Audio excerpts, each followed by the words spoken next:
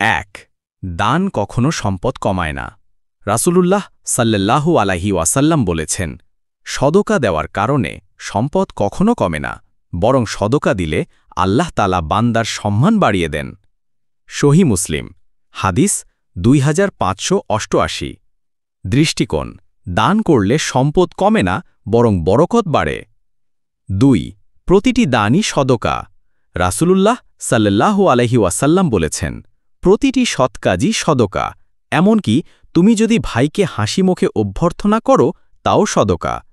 সহিহ বুখারী হাদিস 6021, সহিহ মুসলিম হাদিস 1009।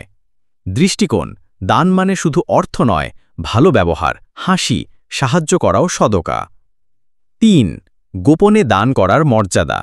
রাসূলুল্লাহ সাল্লাল্লাহু আলাইহি ওয়াসাল্লাম বলেছেন, ৭ শ্রেণীর লোক আছে যাদেরকে আল্লাহ কিয়ামতের দিনে তার আরশের ছায়ায় রাখবেন। তাদের একজন হলেন সেই ব্যক্তি যে এমনভাবে গোপনে দান করে যে তার বাম হাত জানে না ডান হাত কি দান করেছে।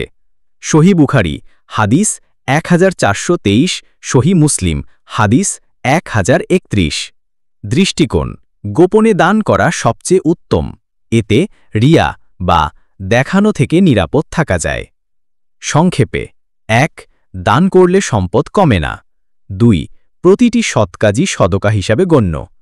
৩ গোপন দান সবচেয়ে মর্যাদাপূর্ণ।